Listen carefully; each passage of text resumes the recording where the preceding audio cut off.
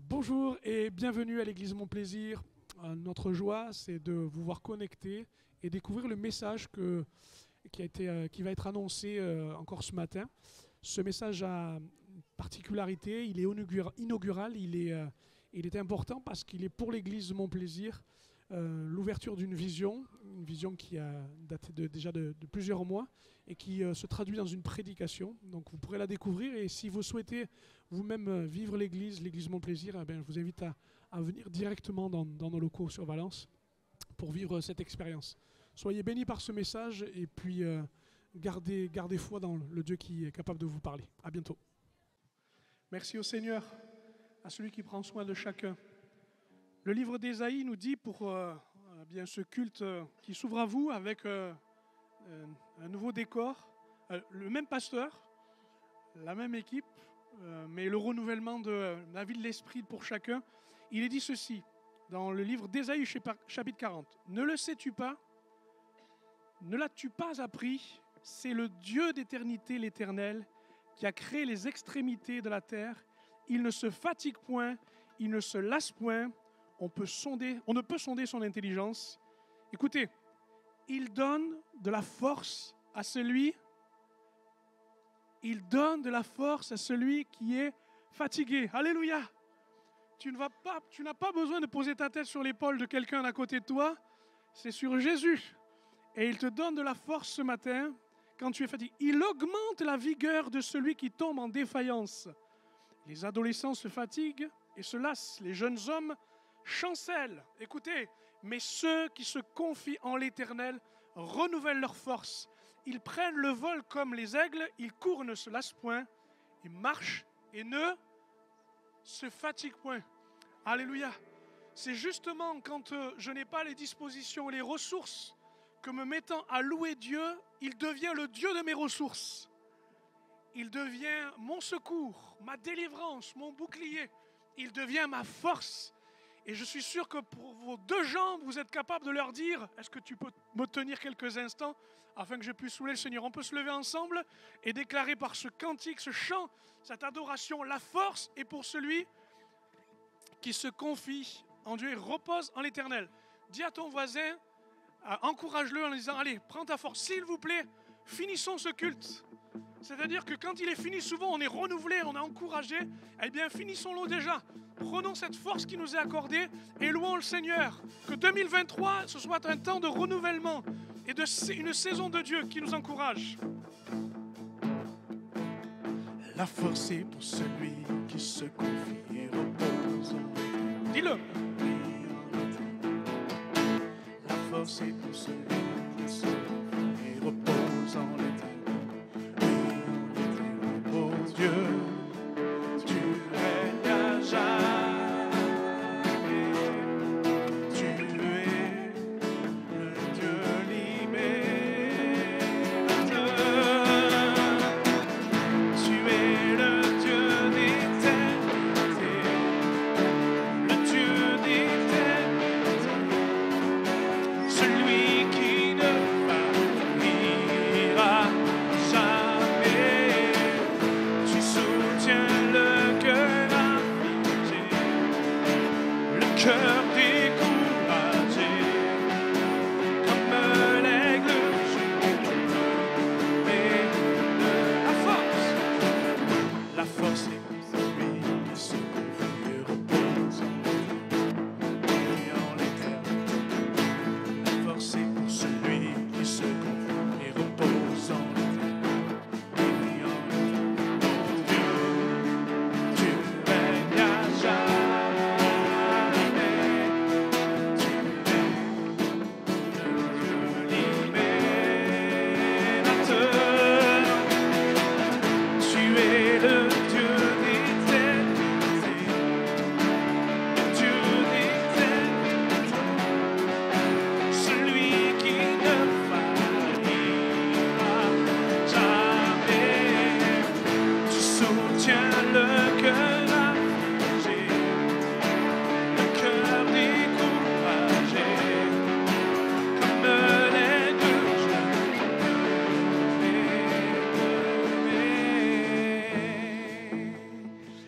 qualité de l'aigle, ce n'est pas de produire des efforts pour s'élever, mais c'est de faire confiance dans les courants ascendants, afin que se déployant simplement, il s'appuie.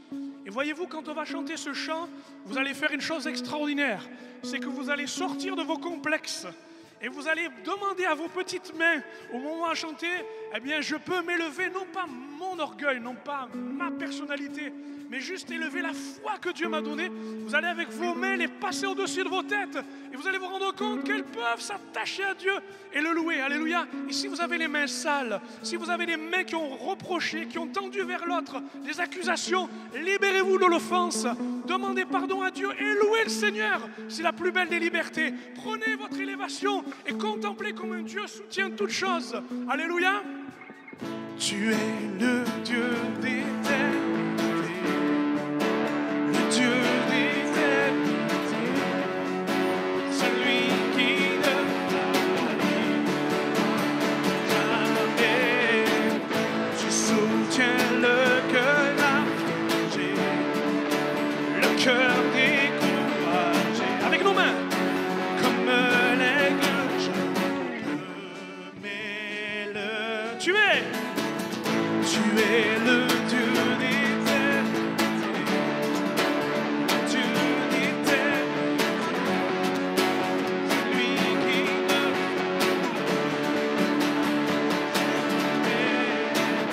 tu soutiens le cœur découragé, comme l'aigle.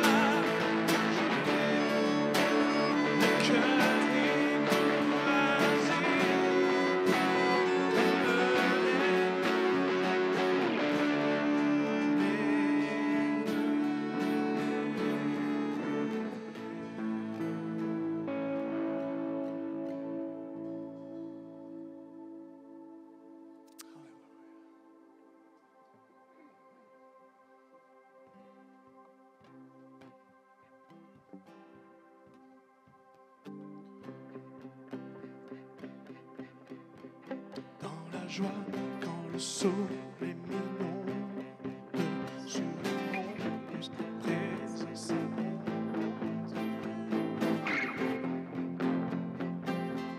Jésus, je te suivrai. Dis-lui dans la peine, dans la peine, la sombre, dans la vallée du deuil. Déclare-le.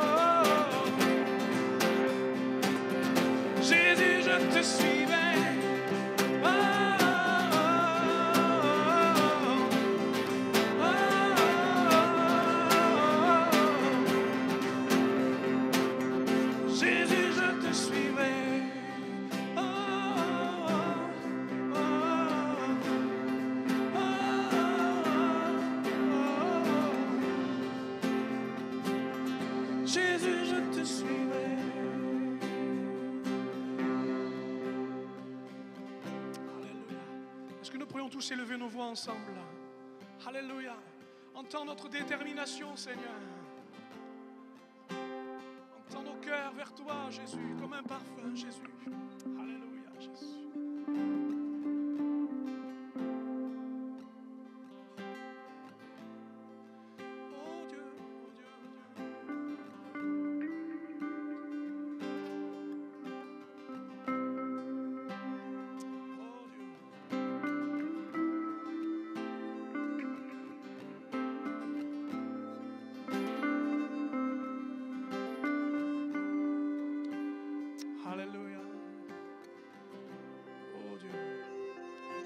Amen. Je vous propose que nous puissions faire une note commune d'adoration, une harmonie qui vient de Dieu. C'est que nos voix vont s'élever progressivement. Amen. Pour ensuite lancer avec ce que nous sommes la reconnaissance qui nous revient. Alléluia. Comme on a élevé nos mains au-dessus de nos têtes, on veut faire entendre nos voix au-dessus de nos têtes pour que Dieu puisse connaître que de l'abondance de notre cœur, c'est notre bouche qui parle. Alléluia. Amen. Si c'est qu'un alléluia, mais dites-le. Si c'est une longue phrase, eh bien vous le faites. Alléluia. Notre Dieu, notre Dieu. Alléluia.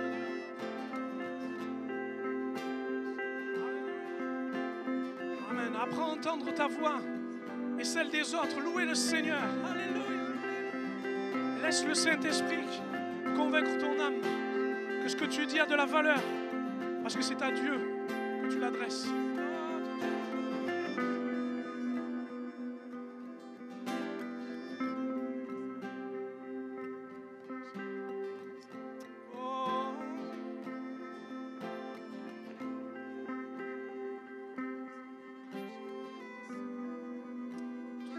Te louons, Jésus. Te louons, Jésus.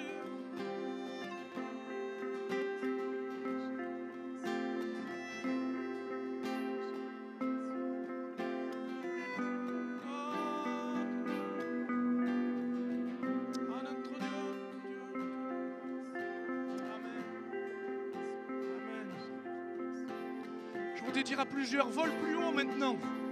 Ta louange, elle est dans le sanctuaire de Dieu. Va plus loin, va plus haut. Non pas parce que tu es supérieur à un frère ou à une sœur, parce que ta parole est meilleure, mais parce que tu entres dans le sanctuaire de Dieu. Alléluia. Laisse-toi porter par celui qui, non pas parle simplement à nos émotions, mais qui en esprit témoigne à ton esprit que tu loues ton Sauveur. Alléluia. Élève ton âme. Oh Jésus, compte avec toi. Reçois de nos cœurs la louange.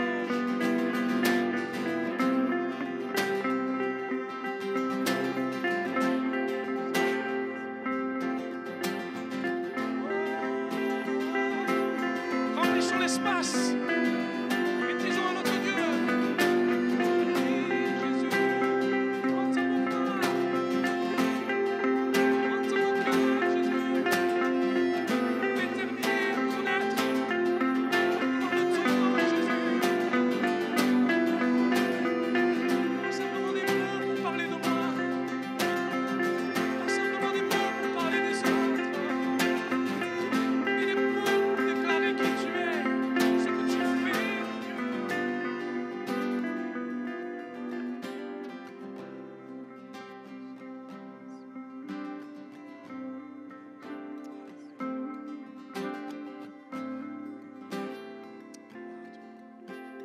Qui est d'accord pour dire Alléluia.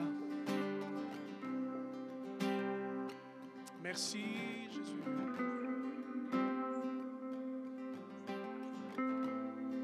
Merci Jésus.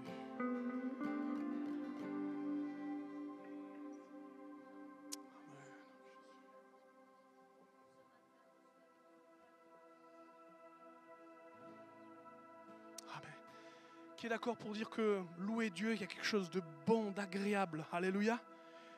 Ça n'est pas lié à nos sensations, mes frères et sœurs. C'est lié à l'approbation de Dieu. Parce qu'il aime ceux et celles qui louent Dieu. Parce qu'ils sont vivants. Alléluia. Alléluia.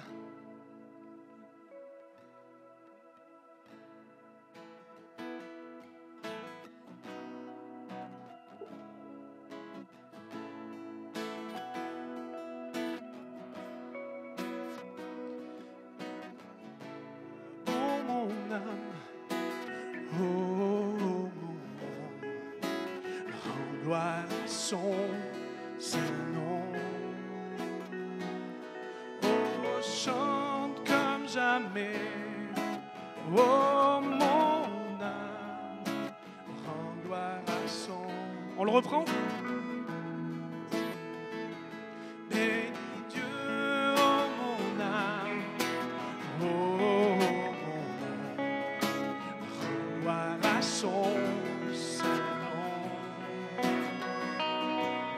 Chante comme jamais, oh mon âme, rends gloire à son Saint-Nom. Voici l'aube d'un jour nouveau, pour toi un chant doit s'élever devant ce qui m'attend et ce qui pourrait m'arriver. Qu'à la fin du jour, je te chante encore. Bénis Dieu, oh mon âme, oh, rends gloire à son Saint-Nom. Oh, chante comme jamais.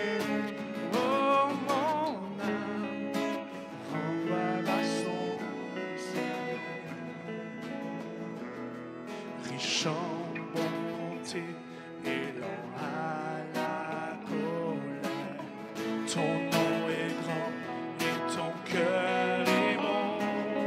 Je ne cesserai de chanter tes bontés. Des milliers de raisons pour te louer. Bénis Dieu, oh mon âme, oh mon âme, rends gloire à son saint nom. Oh, chante comme jamais, oh mon âme, rends gloire à son saint nom. Un jour viendra, je n'aurai plus de force. Mon heure venue, la fin sonnera. Pourtant, mon âme chantera tes louanges. Pendant des milliers d'années, oui, sans fin. Bénis Dieu, oh mon âme, oh mon âme, gloire à son saint nom. Oh, chante comme jamais, oh mon âme, rends gloire à son saint nom. Bénis Dieu, une dernière fois. Bénis Dieu, oh mon âme, oh mon âme, rends gloire à son saint nom. Oh, chante comme jamais, oh mon âme, rends gloire à son saint nom.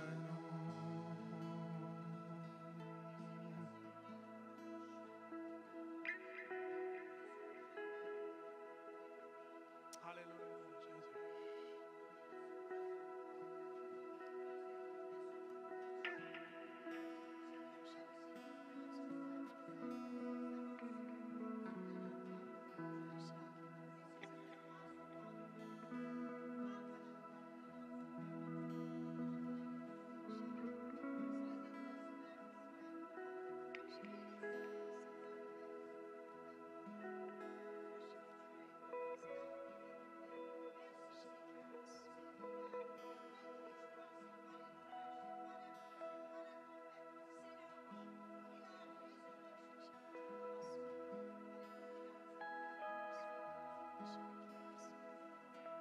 Alléluia. Béni sois-tu, Jésus.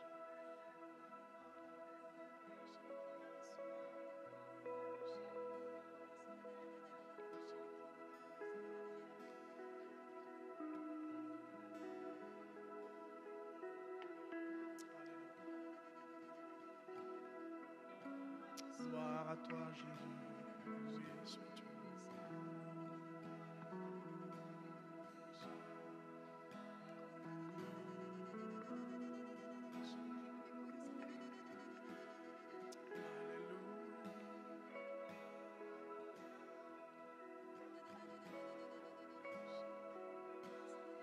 Louange à toi, Jésus. Gloire à toi, Jésus. Oui, sois-tu, Jésus. Alors que nous étions morts pour ce monde, captifs, mon Dieu, entre les mains de ce diable, Seigneur, tu t'es révélé à nos vies. Tu nous as communiqué une espérance. Tu nous as dit à quel point nous étions aimés. Mon âme te loue ce matin parce que tu as fait de moi ton enfant, parce que tu as rassemblé cette église, parce que tu as appelé chacun, parce que tu t'es révélé à leur cœur, parce que tu leur as témoigné ton amour. Nos cœurs te louent ensemble, d'un même amour, d'une même harmonie, parce que tu es celui qui nous a rachetés ensemble. Merci pour cette espérance que tu as communiquée à nos vies. Merci parce que tu as fait le chemin le plus dur, celui d'accepter de mourir pour nous, celui de nous témoigner que nous avions de la valeur pour toi. Alors merci éternel, merci pour ce temps où nous pouvons librement élever ton nom, où ensemble nous pouvons proclamer que tu es le victorieux, que tu es l'objet de notre amour et de notre espérance. Merci pour ces temps que nous passons auprès de toi, rassemblés, libres devant toi. Gloire et honneur te soient donnés. Alléluia, Jésus.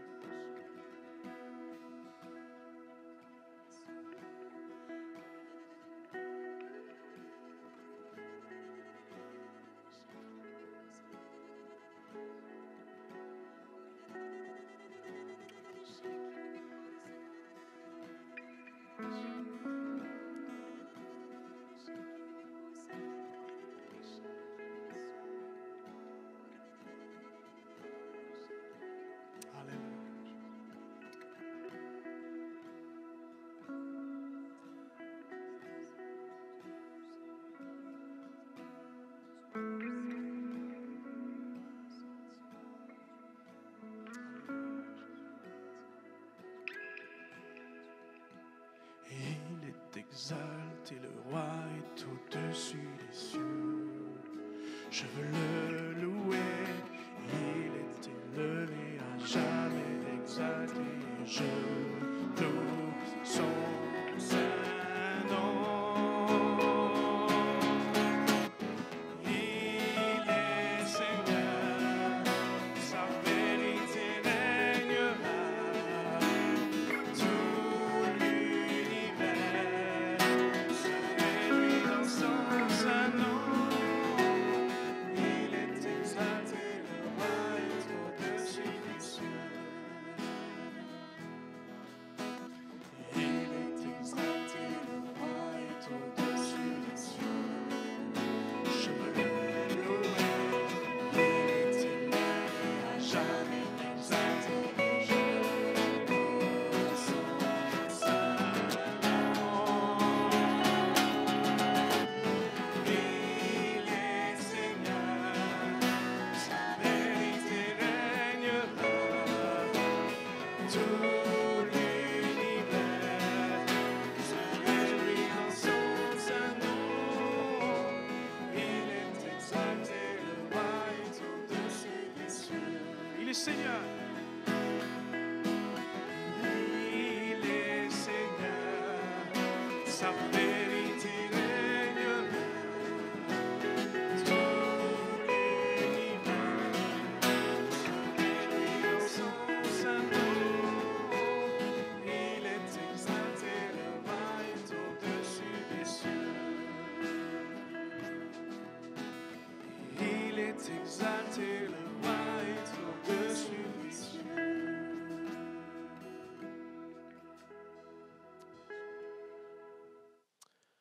Amen. Alléluia. Notre Dieu m'a manifesté effectivement un désir profond en nous-mêmes de ne pas rester nous-mêmes. Vous êtes d'accord avec ça? Mais d'être transformé à son image. Et ne vous étonnez pas si notre pratique, c'est de venir vous chercher, parce qu'on ne veut pas être tout seul dans la présence de Dieu. On ne veut pas simplement être les uns à côté des autres, on veut être ensemble. Et il n'est pas possible qu'alors qu'on a des discussions sans fin les uns avec les autres, on n'ait pas une discussion sans fin avec notre Dieu. Avec l'abondance de tout ce qu'il fait, la solennité, la joie, l'intelligence éclairée par des choses profondes, tout comme aussi la consolation. Toute cette variété, elle est bonne dans la présence de Dieu, n'est-ce pas?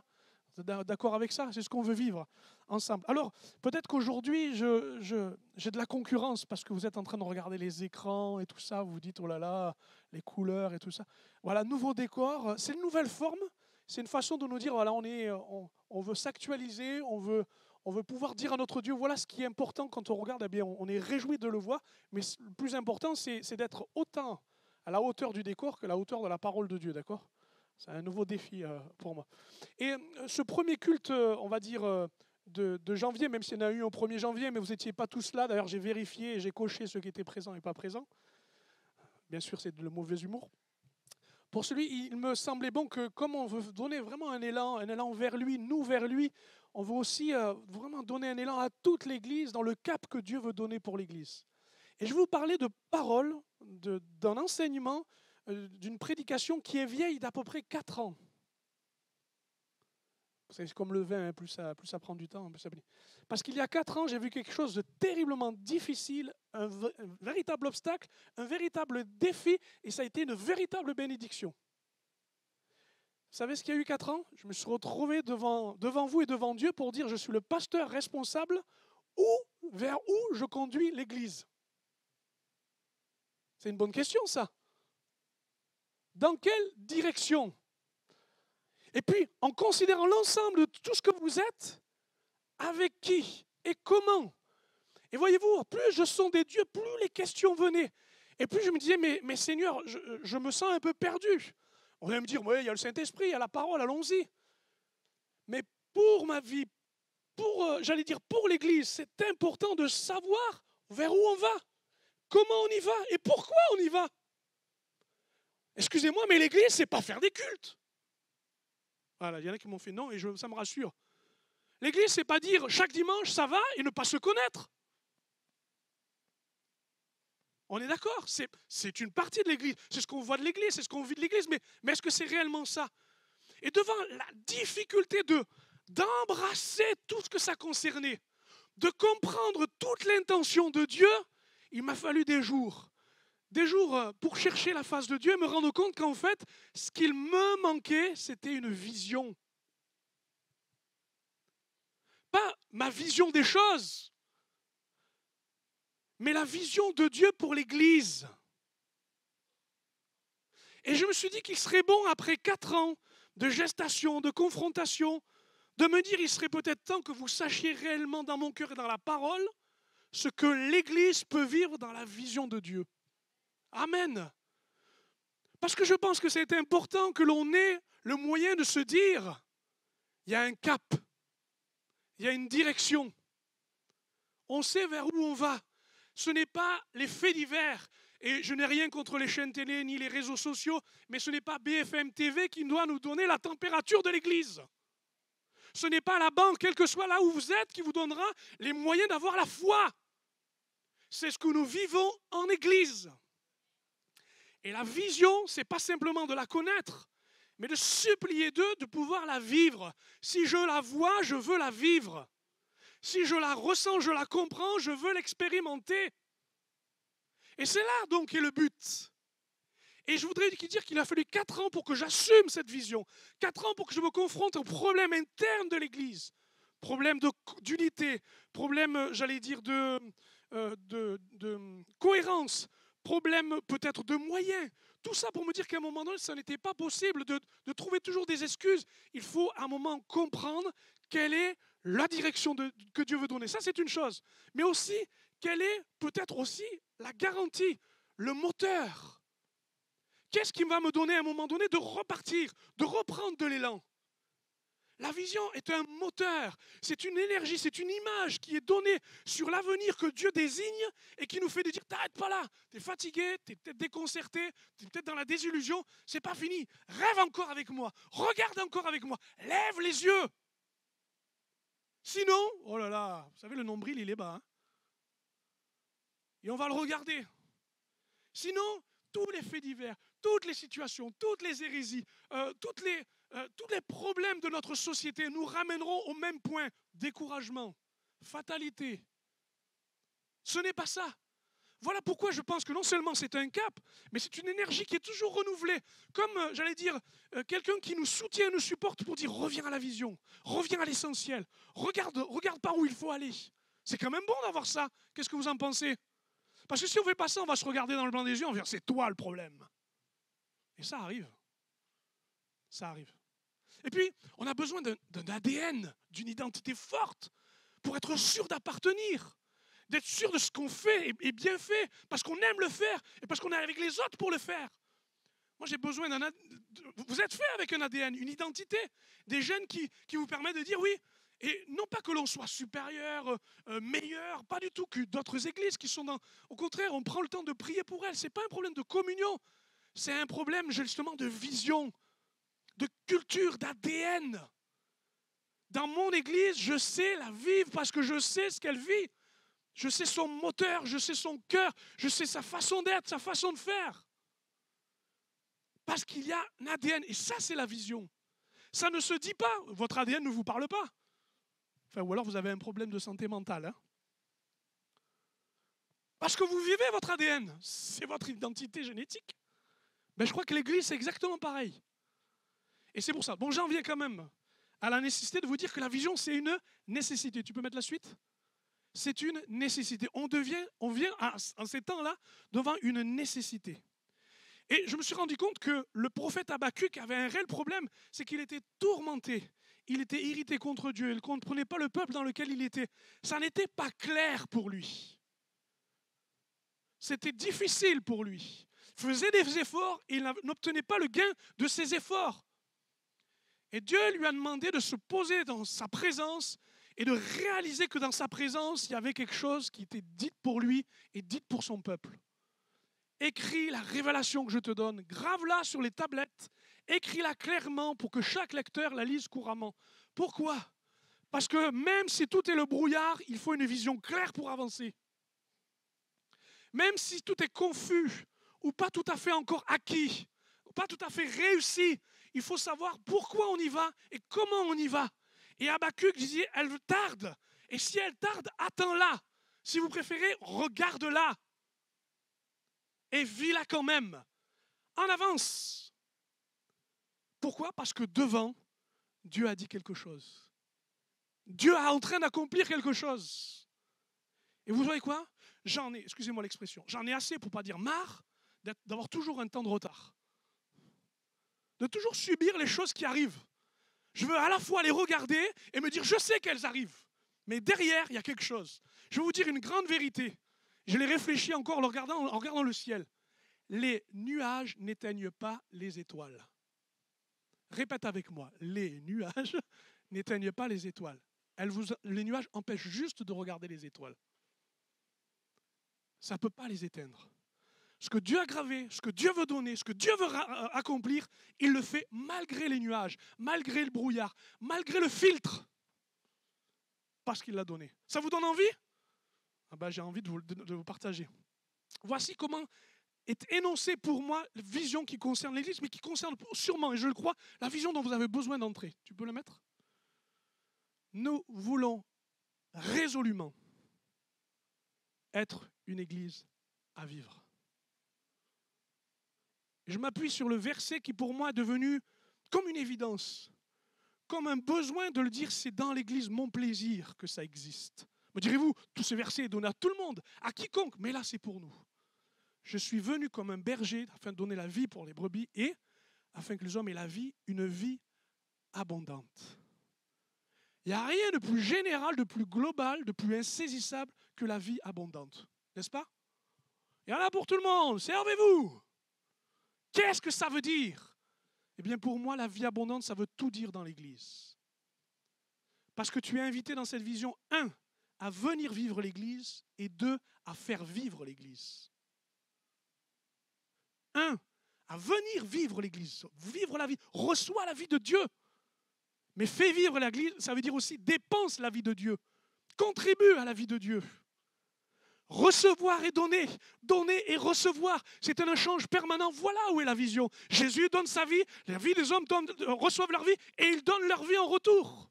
Et par un échange de vie et de collaboration de vie et d'apport de vie, cette vie ne cesse de continuer de génération en génération. Je ne voudrais pas que l'Église devienne désertique, affamée, qu'elle devienne peut-être, technique, intellectuelle. Mais toutes ces choses ne sont rien concernant la vie abondante de Dieu. Or, pouvoir voir une vision, c'est prendre une décision de dire, voilà ce que je regarde. Je peux regarder tout de la parole de Dieu. Je peux tout connaître, je peux chercher, je peux trouver. Mais je m'arrête ici et je me dis, ce qui est essentiel, c'est la vie. Parce que la vie est abîmée. Parce que la vie est menacée. Parce que la vie est oubliée. Mais la vie de Dieu est au-delà de la vie terrestre. C'est la vie que Dieu veut manifester. Voilà pourquoi c'est bon de s'unir ensemble et de réfléchir d'abord, de prendre le temps de regarder et ensuite de foncer, si je puis dire, pour dire je veux être et je veux vivre une église à vivre. Vous connaissez cette expression? Il fait bon vivre? Ah, il fait bon vivre. Ça va? Surtout au coin du feu, là, vous savez? Quand dehors il fait froid. Ah, il fait bon vivre. Mais je voudrais que dans l'église, il fasse bon vivre. Une vie qui est accessible, une vie non pas facile, mais une vie dont on a besoin venant de Dieu. Et cette vie, nous allons le voir, elle se manifeste de différentes façons. Là, ça va devenir technique, parce que c'est précis et c'est précieux. La vie de Dieu dans l'église. Est-ce qu'on est d'accord que la vie de Dieu ne se fabrique pas? Nous ne sommes pas une usine à fabrication de vie.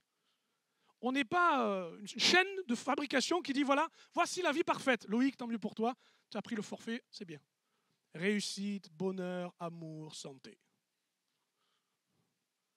On est d'accord qu'on ne peut pas le fabriquer. Deuxième chose, on ne la reproduit pas. Combien de fois on peut jouer l'Église? On peut jouer le chrétien spirituel. Combien de fois on peut faire la façade? Mais il n'y a pas la vie. Il y a la musique, il n'y a pas la partition. Combien de fois? Parce qu'elle ne se reproduit pas. Elle est authentique. La vie de Dieu qui est abondante, toute la mesure que Dieu donne de sa vie, parce que vous savez que Jésus a donné toute sa vie. comme il a versé tout son sang, sans retenir, c'est qu'elle se reçoit, elle se transmet et elle s'apprécie, si vous préférez, elle nous amène à être reconnaissants. La circulation de la vie, c'est que je la reçois. Parce que je l'ai reçue, je la transmets. Et comme je l'ai transmise, que je la vois vivre, la vie de Dieu est en moi, eh bien je la manifeste en louant Dieu, en priant et j'allais dire, en accomplissant ma piété, c'est-à-dire ma relation avec Dieu. Ça va? Vous me suivez toujours? Vous allez me dire, c'est très général. Et pour moi, qu'est-ce que vous allez me donner? Vous en faites pas, il y en a pour tout le monde. Nous voulons recevoir la vie de Dieu. Pourquoi? Parce qu'on ne peut pas la reproduire, on l'a dit, parce qu'on est centré sur Jésus. Si on n'a pas Jésus, si on ne va pas vers Jésus, si on ne respecte pas qui est Jésus, si on ne prêche pas Jésus, je suis désolé, on va vous fabriquer une vie bizarre. Croyez-moi, il y en a des vies bizarres. Des vies sur des concepts et des façons, des vies construites sur le passé, des vies mélangées, des vies brisées. Parce qu'elle est centrée sur Jésus. Deuxième, nous voulons transmettre la vie de Dieu parce que nous voulons imiter Jésus. Et vous allez vous rendre compte, quand vous faites par vous-même, vous essayez, mais quand vous laissez faire Jésus en vous-même, c'est quand même, je n'ai pas le temps de le développer, mais c'est quand même important. Si l'Église ne témoigne pas, si elle ne porte pas Christ en elle-même pour le donner, le montrer aux autres, qu'est-ce qu'on va faire? On va faire un joli musée. Le joli musée du témoignage de Christ. Christ était là en 19e siècle, Christ était là au 20e siècle. Bon, au 21e siècle, on attendra, on verra. Il a été glorieux dans les années 80, hein, mais il est toujours le même. Et cette vie se transmet parce que nous sommes justement les porteurs de Christ à son imitation. Et nous voulons apprécier la vie parce que nous l'exprimons, l'amour de Jésus. Je suis désolé, mais ici, il me semble que la vie, elle est abondante. Donc, excusez-moi, mais elle a du mal avec les barrières. Elle a du mal avec les limites. Elle a du mal avec les contraintes. Elle avait du mal avec le confort. Ma vie, reste tranquille, reste bien dans ton canapé. Non, je veux vivre ce que Christ veut me donner. Elle ne tient pas en place parce que c'est la vie. Et parce que même si mes jambes refusent de bouger encore, même si mon cœur bat la chamade parce qu'il a des problèmes, ma vie à l'intérieur, elle est toujours là. C'est la vie de Dieu. Et j'ai trouvé que Dieu a trouvé le seul système que personne ne peut enlever. Ni la prison, ni la maladie, ni même la folie. Vous m'entendez? Ni même la folie, c'est de louer Dieu. Ma grand-mère avait perdu la tête, elle allait mourir. On chantait un cantique, on lisait la parole, on louait, elle était là. Son esprit était avec Dieu. Même dans la folie, on ne peut pas nous enlever le fait d'exprimer, d'apprécier la vie de Dieu et de l'adorer. Et vous croiseriez les bras et vous feriez la mine et la tête en vous disant « Oh non, c'est trop fort. » Mais mes amis, on brise la vie, on retient la vie, on éteint la vie. Allez, je me calme. Ah oui, non, ça va revenir. La vie de Dieu, voilà comment. C'est un lieu de vie. Ici, vous avez une nurserie. Des nouveaux-nés naissent. Qui s'en occupera? Qui fera attention de ce qu'elles vont manger? Où elles vont mettre les doigts? Qui va veiller à la pureté de leur âme parce que Christ est tout pour eux? Parce qu'ils sont débordants. Qui va veiller sur eux? Plutôt que sur son Instagram et sur son nombre de followers. Qui va veiller sur les autres? La vie est précieuse. Elle nous rend responsables, les uns les autres, de la vie qui est dans l'Église. Excusez-moi, mais je ne suis pas un arbitre, ni même un maître nageur, être sur une tour là en haut et de dire attention, quelqu'un se noie. Nous sommes tous à veiller sur la vie. Parce que nous l'apprécions, parce que nous en savons la valeur. Qui va veiller sur nos adolescents dans la foi? Ceux qui rentrent dans le service et qui peut-être avec tout leur idéal se disent ça va être merveilleux parce que tous les chrétiens sont formidables, ils ont bon caractère, ils sont super, ils comprennent tout, ils aiment tout, ils sont là pour m'accepter. Et puis d'un coup ils se disent mais qu'est-ce qui se passe? Bienvenue chez les humains, avec ceux qui ont des caractères, des habitudes, des concepts différents. C'est ça la vie. Qui va veiller sur ceux qui ont eu de l'âge et qui ont l'impression qu'ils ne sont plus utiles, alors qu'au contraire, tout ce qu'ils ont reçu de Dieu est un dépôt important. Parce qu'ils gardent en mémoire les bontés de Dieu. Et si à un moment donné, on se plairait à faire je ne sais pas quoi, il pourrait nous dire avec bienveillance, mes amis, n'oubliez pas. N'oubliez pas l'essentiel. Je crois que c'était important. Allez, je m'arrête là, sur ce point. Je continue? Ça, c'est la dimension de l'Église. C'est vraiment cette vision la plus globale. Ne me demandez pas de la transformer en objectif, ça ne sert à rien. C'est ce à quoi on répète, c'est ce qu'on révise, c'est ce qu'on revoit, c'est ce qui nous ramène à chaque fois. C'est cette définition, la vie de Dieu, pour vivre l'Église. Et puis, tu vas plus loin, s'il te plaît. Et puis ça se transforme en mission. Là, ce sont des objectifs. Ça veut dire que toutes les activités, toutes les actions menées portent en elles une cible, un but qui va toujours dans ce sens-là. Un, c'est de partager le message de l'Évangile dans son intégralité. S'il n'y a pas la parole, à quoi ça sert qu'on soit ensemble? Si elle n'est pas partagée, si elle n'est pas... Donc nous avons les groupes de maison qui le font, nous faisons ces réunions. Mais en fait, toutes les fois où chaque croyant de notre Église se rassemble, la parole peut être là. Et quelqu'un qui ne la connaît pas, il peut grandir. La deuxième, c'est exprimer son adoration, exactement comme on le vit. Et comme on le vit par les moyens des arts, tout comme aussi par le moyen des services que nous avons. Favoriser pour chacun la croissance spirituelle. Comme je disais, faire attention à ce que chacun soit disciple, mais aussi prenne leur maturité. Mais direz-vous, mais attendez, on part de tous les côtés. Mais oui, on part de tous les côtés. Parce que tous les objectifs sont les uns avec les autres et chacun a leur importance. Et pour finir, manifester les œuvres de compassion. L'amour se démontre. Les discours, on les connaît. La communication avec les punchlines, on les connaît. Mais rester sur place quand ça va mal, être à côté de celui qui ne va pas bien et y rester, ça c'est une autre question. Donner quand on n'a pas grand-chose mais qu'on donne quand même, ça c'est une démonstration d'amour. Et je vais vous faire une confidence. Il m'est arrivé, je vous le confesse, on a le droit, personne ne le saura donc c'est bon. Il m'arrive parfois d'être très fier de mon église. Et ce n'est pas un mal ce que je vais dire. Parce que je me dis, waouh, elle donne. Elle manifeste l'amour très concret. Waouh. Quelqu'un est démuni, paf, une équipe se met en place spontanément, paf. Besoin de choses, paf. Juste, vous savez, quand votre pompe est désamorcée, qu'on en remet un peu, pouf, que ça repart. Waouh, un peu d'amour, un peu de démonstration, et c'est bon. Ouais. Je suis impressionné. Mais je vais vous faire une confidence aussi, il m'arrive parfois d'avoir honte. Pas parce que je veux vous jeter la honte sur vous, hein. Pas du tout.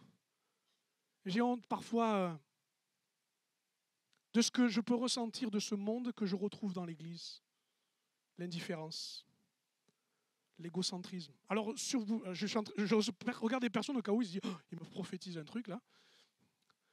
Est-ce que vous comprenez ce que je veux dire? Cet élan qui va vers notre mode de vie, l'Église commerciale. Je viens, je consomme, je m'en vais.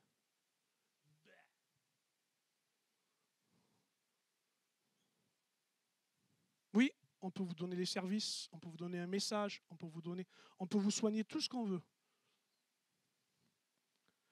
Mais ici, on nous parle de contribution. Faire vivre l'Église, c'est l'amour de chacun. Ça va? Vous tenez le coup? Ça, ce sont nos missions. Et je terminerai parce que j'aurai beaucoup de choses à dire, mais je veux que vous les entendiez. Vous entendiez que les départements, la réorganisation qu'on est en train de mettre, les responsables qui se lèvent et d'autres qui se confortent dans leurs responsabilités, eh bien, entendent et vivent cette vision pour qu'elle se concrétise. Pour qu'en fait, toutes les couleurs qui doivent former ce tableau soient remplies par chacun qui est impliqué. En fait, cette vision que je reçois, que je vous communique avec crainte parce que je veux qu'elle soit comprise, et je pense qu'elle risque d'être répétée de différentes manières, vous l'entendrez souvent, elle va s'afficher, d'ailleurs elle a commencé, elle est un peu là, elle sera à d'autres endroits. L'idée, c'est non seulement de vous persuader, mais de vous rendre compte qu'il y a une conviction de Dieu à recevoir. C'est que ma vision peut être passée de ma vision à celle de sa vision. Il faut que je m'explique là-dessus. Je me suis arrêté, comprenez cela, je me suis arrêté sur Joseph. La vie de Joseph, vous lirez, c'est une grande partie du livre de la Genèse. Et Joseph a eu une vision, vous vous rappelez? En deux parties, deux images. Ça vous dit quelque chose? Oui, il a reçu dans son rêve une vision, il a eu quelque chose de précis. Il a dit, c'est pas simplement un songe d'un truc bizarre, ça le travaille. Et il dit, voilà, mon vision, c'est que je vois des gerbes se courber vers ma gerbe. Puis il a une autre image qui donne le message. Je n'ai pas le temps de vous l'expliquer. D'ailleurs, si vous êtes un peu intéressé, que vous ne connaissez pas, vous irez lire dans le livre de la Genèse. Il donne cette vision, et il pense que cette vision... Et il la donne peut-être pas au bon moment, de manière un peu immature. Il a dit, c'est ma vision. Et cette vision-là a suscité la convoitise et la jalousie de ses frères. Et ils se sont attaqués à Joseph, notamment parce que, bien évidemment, elle était le préféré de son père. Déjà, c'était une mauvaise note. Mais surtout aussi, ils se disent, mais pour qui il se prend? Voilà qu'il a une vision, lui. Ils se sont attaqués à lui et ils ont voulu détruire la vision qu'il avait. Et vous savez peut-être qu'il a été vendu alors qu'il aurait dû mourir.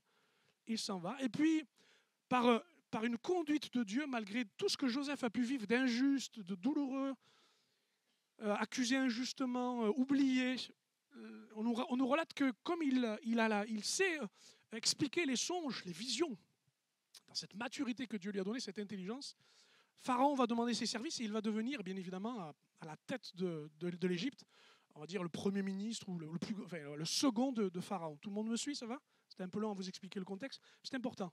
Mais voyez-vous, la vision qui était une vision personnelle, voilà ce que j'ai compris, voilà ce que j'ai reçu. D'un seul coup, elle devient plus personnelle, elle devient familiale. Elle devient la vision d'une famille. Parce que quand les frères reviennent, ne le connaissent pas et se courbent devant lui, ils ne savent pas, ils pensent qu'il est mort, qu'il est bien en autre part. D'un seul coup, ils voient la vision s'accomplir. Et il voit que cette vision est importante parce que, alors qu'il se courbe, il sait qu'il a le pouvoir de nourrir sa famille.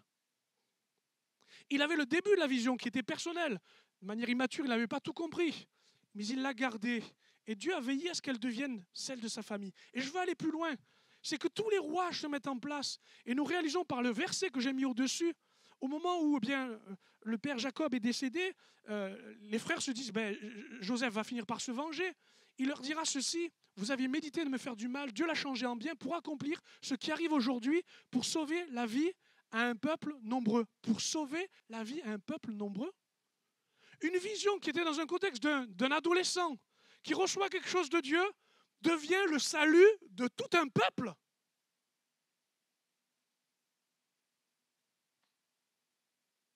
Et je me dis, ce que je vous partage là n'est pas de mon importance, de ma nécessité, mais de me rendre compte que si c'est une vision personnelle, elle peut devenir une vision de tout un groupe. Et de tout un groupe, elle veut devenir de toute une ville. Et de toute une ville, elle peut devenir une nation. Peu importe sa mesure, excusez-moi, ça ne m'intéresse pas jusqu'où ça ira. Ce qui m'intéresse, c'est de la vivre.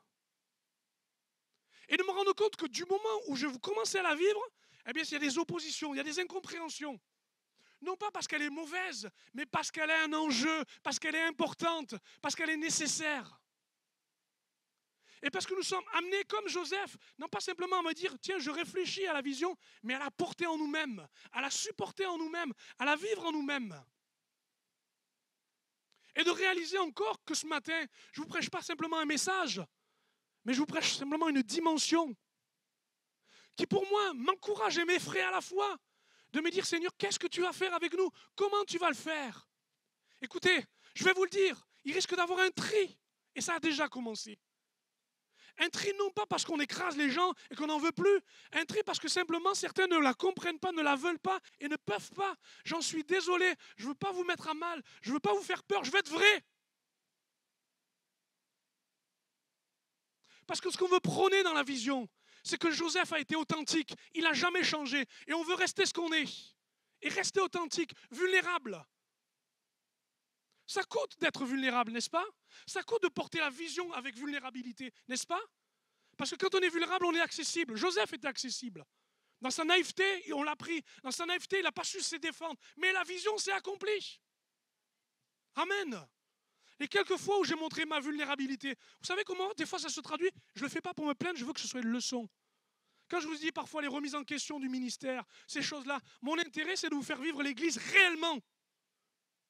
Pas pour qu'on me dise après dans le couloir de je ne sais pas où, pasteur est dépressif, il va quitter sa femme et il va démissionner. Vous savez quoi? Peu importe. On dira pas. Ce n'est pas mon problème. Mais je resterai vulnérable, je resterai authentique. Je resterai selon la vision qui m'a été donnée. Amen. Et vous pouvez vivre cette vulnérabilité aussi. Je vais bien, je ne vais pas bien. Je comprends pas. Je reçois ou je ne reçois pas. Peu importe. Parce que derrière et au bout, l'enjeu c'est une vision absolue. C'est la vision de Dieu pour Valence, vision de Dieu pour ici, pour votre famille, la vision de Dieu pour cette église. Parce qu'il y a une vision. Je vais me terminer, j'ai promis que oui, il faut que je termine. Est-ce qu'on peut prendre le temps de se lever ensemble? Si vous voulez bien. Je comprends tout à fait que ce matin, il y a beaucoup de choses qui viennent et qui, voilà, qui s'éclairent, d'autres choses à remettre en place. Je le comprends tout à fait, rassurez-vous. Moi, l'idée, ces choses ont été partagées très courtement, mais sobrement, mais synthétiquement à tous ceux qui servent déjà. On a fait un apéritif ensemble avec tous les équipiers, avec tous les responsables. Tout est en formation, on marche en même temps qu'on développe ça. Donc, voilà, on ne s'est pas arrêté, on dit on va voir ce qui se passe, mais et l'Église est la même chose. Je sais qu'on avance et qu'on est ensemble. Mais, tu peux éteindre l'écran parce que je pense qu'on n'en a plus besoin. Mais je voudrais m'adresser à quelques-uns ici. Si cette vision s'éclaire, si on avance, on ne peut plus être dans le clair-obscur, le moitié, le mitigé. La tiédeur est une tombe. Tu entends? Vous entendez? La tiédeur est une tombe. C'est soit avec, soit sans. Mais il n'y a pas d'autre moyen. Pourquoi? Parce que Dieu, lui, est entier. Il n'a pas livré qu'une moitié du message, il n'a livré qu'une moitié de vie. Il a été entier. Et si aujourd'hui, je m'adresse à quelqu'un, aujourd'hui, c'est difficile à entendre parce qu'il y a bien des choses qui sont aujourd'hui claires-obscures, que cette consécration n'est pas nette, je voudrais te dire, libère ta vie et entre dans la vision de Dieu. Vis-la parce que c'est le secours que Dieu te donne. Je voudrais te dire que Dieu imagine ta vie autrement que ce qu'elle voit. Dieu imagine l'Église autrement parce qu'il est Dieu. Mais si je suis entre la lumière et les ténèbres, si je suis entre les résolutions et être complètement indécis et résolu, ça ne marche pas. Toute la nuit, j'ai réfléchi à ce mot radicalité.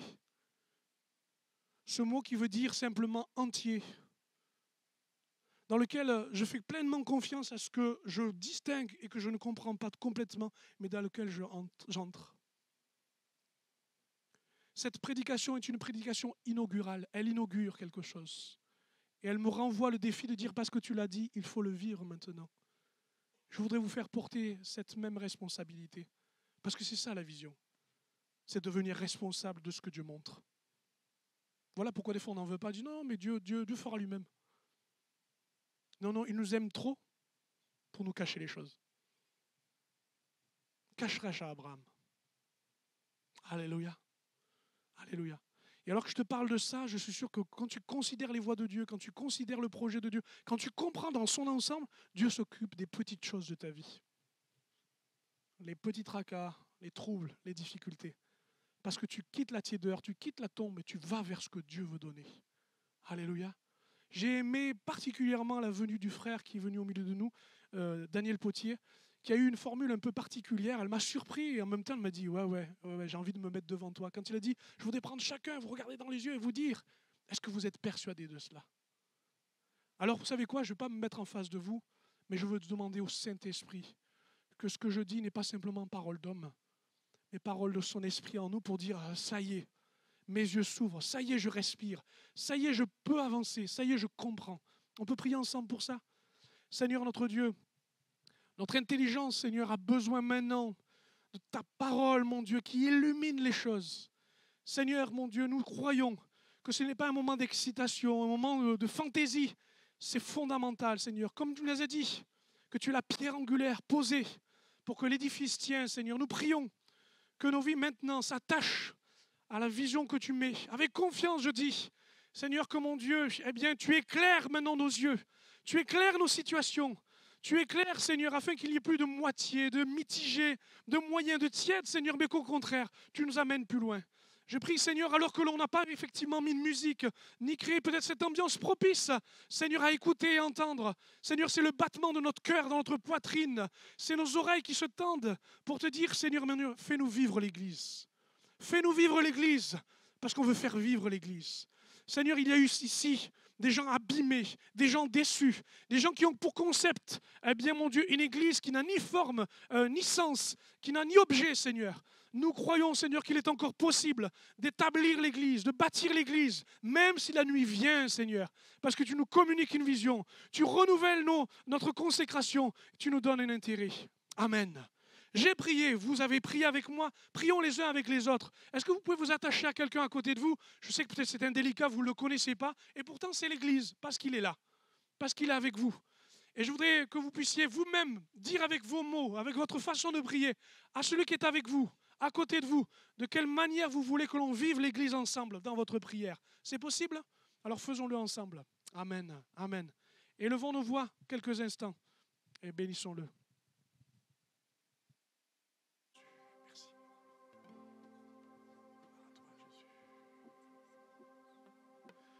Alléluia. Car tu es mort pour moi.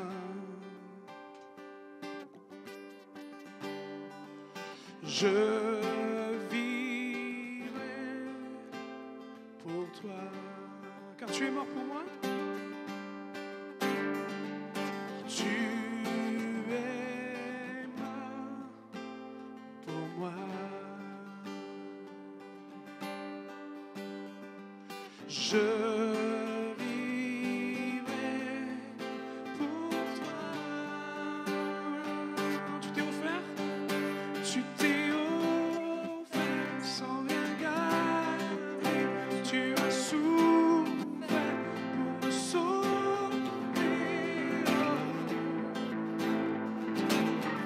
Jésus, je te suivrai. Je t'aimerai jusque la vie. Je te servirai. Alléluia.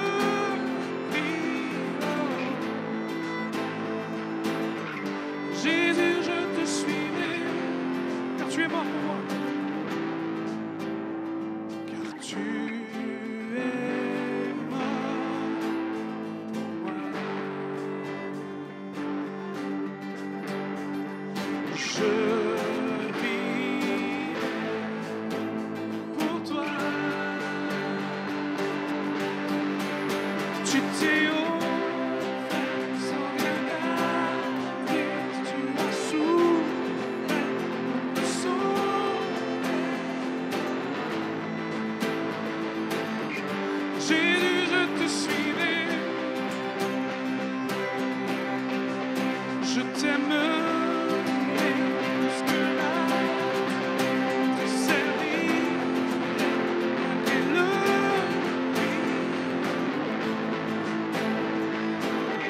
Jésus, je te suivrai. Oh, oh, oh, oh.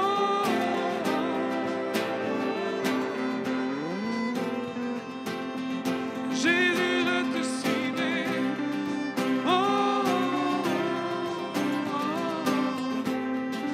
oh, oh, oh.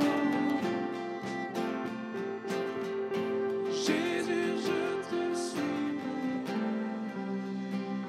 On peut acclamer le Seigneur un instant?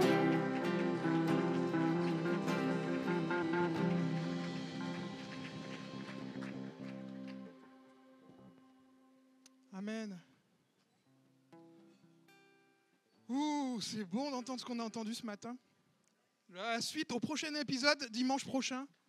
N'hésitez pas, bien sûr, à être présent et puis peut-être à le partager autour de vous pour les personnes qui n'ont pas pu le vivre. Et j'aime ce texte de la parole de Dieu dans Esther qui nous dit ne sais-tu pas et ne penses-tu pas que c'est pour un temps comme celui-ci que Dieu t'a préparé et t'a prévu à la royauté dans ce contexte-là. Je crois que Dieu nous a destinés pour un temps comme celui-là aussi, pour que nous puissions être justement ces membres de l'Église actifs et qui partageons son amour et sa vie.